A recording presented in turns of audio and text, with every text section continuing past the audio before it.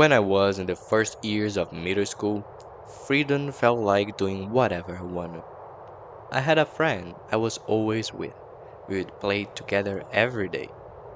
I was part of the school band, which meant I had access to places other students usually couldn't go. The soccer field, the pool, even the back gate behind the classrooms. One morning during break, the bell rang, and neither of us wanted to stop playing. We looked at each other, and I said something like, "We can go through the back gate." So we did. Two kids running down that long path toward the soccer field, laughing like nothing could touch us. The field was far, maybe 800 meters from the classrooms. Out there, it felt like another world, open, quiet, and completely ours. We played for about an hour, maybe two. No teachers, no rules, just sunlight, sweat, and the sound of the ball echoing against the goalpost. For a while, it felt perfect, like we had escaped the system. Then, far off in the distance, we saw the school inspector walking toward us. Slow steps, but steady. That's when the feeling changed. By the time we got back, the principal had already called our parents. The first look I saw that day wasn't my mom's, it was my father's. I still remember it, worry first, then disappointment. Back then, it just felt like getting caught. But years later, that memory came back with a different weight.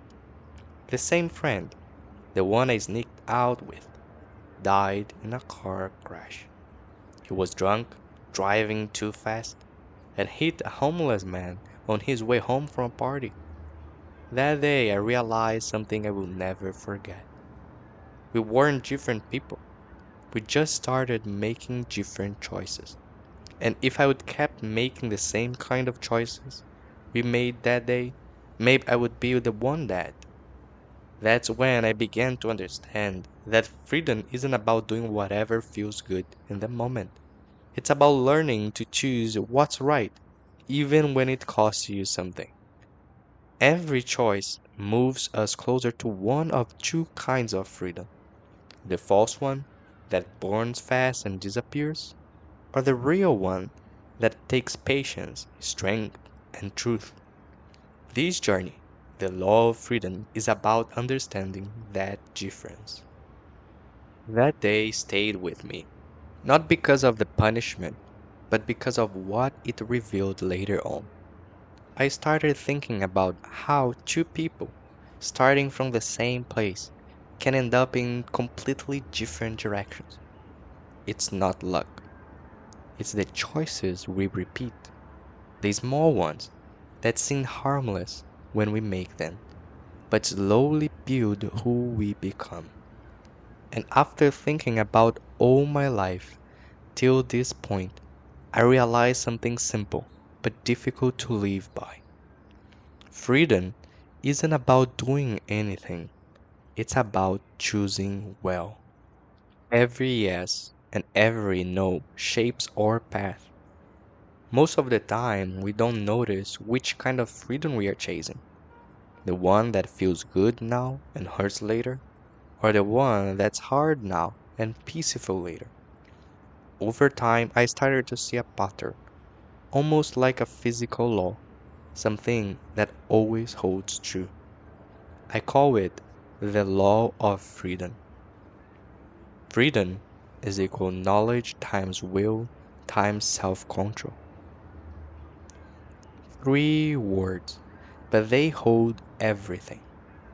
Knowledge means knowing what's right. It's the map. Without it, you just wander. Will means wanting what's right. It's the fuel. It decides if you will move or stay. Self control means doing what's right even when it's hard. It's the steering, what keeps you from crashing when emotions take over. When these three align, knowing, wanting, and doing what's right, that's when you experience a real freedom. The kind that doesn't depend on permission, applause, or circumstance. Most of our inner conflict comes from being pulled apart inside, knowing one thing, wanting another, and doing something else. The law of freedom brings those parts back into alignment. It's not about being perfect, it's about turning to the right path.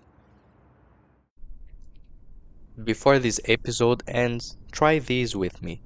Think of one real decision waiting for you today.